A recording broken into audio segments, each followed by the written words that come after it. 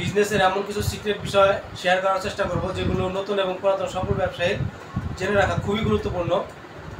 কারণ এই বিষয়গুলো আমরা দীর্ঘ অভিজ্ঞতা থেকে রিসার্চ করে বের করে আপনাদেরকে দেওয়ার চেষ্টা করতেছি। আমাদের উদ্দেশ্য হচ্ছে আপনারা যারা নতুন ব্যবসা শুরু করতে চান বা পুরানো ব্যবসায়ী আছেন, এই ইনফরমেশনগুলোর দ্বারা আপনারা সঠিক সিদ্ধান্ত নিতে পারেন। যেমন আমরা আপনাদের সাথে 60টি বিজনেস আইডিয়া শেয়ার করার চেষ্টা করব। 60টি বিজনেস আইডিয়া আপনারা দেখবেন, জানবেন এবং এখান থেকে যে বিজনেসটা আপনারা করতে চান, কোন বিজনেসটা আপনারা করতে পারেন সেই বিষয়ে কিন্তু আপনারা ডিসিশন নিতে পারবেন। তো আমরা উদাহরণের মাধ্যমে বোঝানোর চেষ্টা করি। যেমন আপনি যদি মার্কেটে যে টিস্যু ব্যাগগুলো পাওয়া যায়, ওয়ান টাইম ইউজ করা যে টিস্যু ব্যাগগুলো বিভিন্ন শপিং মলে বিভিন্ন দোকানে ব্যবহার করা হয়, সেই টিস্যু ব্যাগের বিজনেস যদি আপনি করতে চান তাহলে আপনি কীভাবে শুরু করবেন?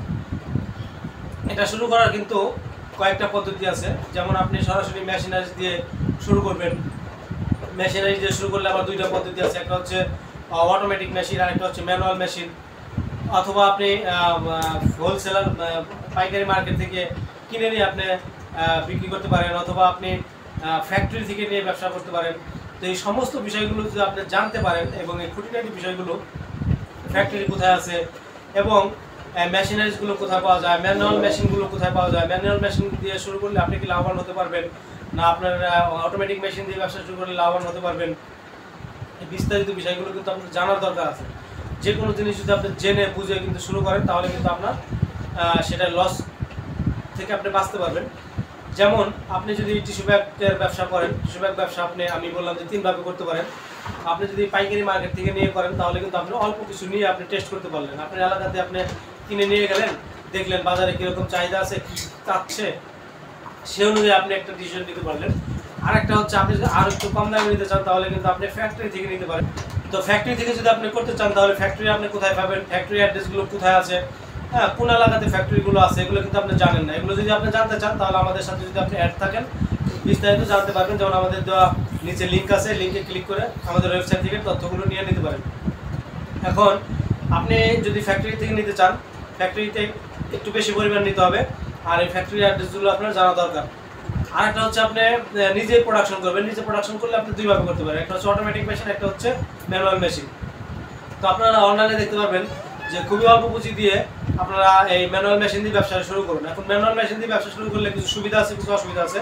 তো আমার মতে, আমাদের অভিজ্ঞতা বলে সুবিধার চেয়ে অসুবিধাই বেশি।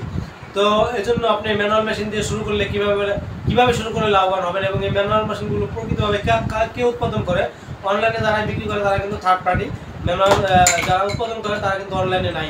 তো আপনি সেই অ্যাড্রেসগুলো যদি পেতে চান তাহলে আমাদের লিঙ্কে ক্লিক করে আপনি জেনে নিতে পারেন। এটা একটা বিষয় হচ্ছে। আরেকটা হচ্ছে আপনি ফ্যাক্টরি থেকে আপনার ডিজাইন দিবেন, আপনি প্রিন্টিং ডিজাইন দিবেন, তারা প্রিন্টিং করে আপনাকে করে দিবে। আরেকটা হচ্ছে আপনি তাদের কাছ থেকে প্রোডাক্টটা কিনে আনবেন, আপনি নিজে স্ক্রিপ্টিং শিখবেন, নিজে স্ক্রিপ্টিং শিখে আপনি নিজের মতো করে প্রিন্টিং করে কিন্তু ব্যবসাটা করতে পারেন। তো এভাবে করতে করতে যখন আপনি বেশি সেল করতে পারবেন তখন কিন্তু আপনি আপনার প্রোডাকশন করতে পারেন। প্রোডাকশন করতে গেলে আপনি ম্যানুয়াল মেশিন দিয়ে করবেন না অটোমেটিক মেশিন দিয়ে করবেন, এর বিস্তারিত আলোচনা আমাদের যে লিঙ্ক দেওয়া আছে সেই লিঙ্কে বিস্তারিত আলোচনা করা আছে, সেখান থেকে আপনি জেনে নিতে পারেন। এবং সেই লিঙ্কে আপনার একটা বিজনেস না, এরকম আরও 60টা, কমপক্ষে 60টা বিজনেসের এরকম সুবিধা অসুবিধা এবং শুরু করার সঠিক স্ট্র্যাটেজি, সঠিক গাইডলাইন স্টেপ বাই স্টেপ দেওয়া আছে। আপনারা যদি ফলো করেন লস করার সম্ভাবনা থেকে বেঁচে যাবেন। যেমন আপনার কলম তৈরি বিজনেস আছে, প্লাস্টিক রিসাইক্লিং বিজনেস আছে, জুতা তৈরি করার বিজনেস আছে, এরকম 60টা বিজনেস, এক্সপোর্ট ইম্পোর্ট বিজনেস আছে। এই ধরনের অনেক বিজনেস আছে যে বিজনেসগুলো বাংলাদেশে দেখা যায় যে সহজভাবে শুরু করা যায়, কিন্তু সহজভাবে শুরু করলে এর মধ্যে কিছু গোপন বিষয় আছে যে বিষয়গুলো আপনি না জেনে শুরু করলে লসের সম্মুখীন হবেন এবং যদি জেনে শুরু করতে পারেন তাহলে আপনি লাভবান হতে পারবেন।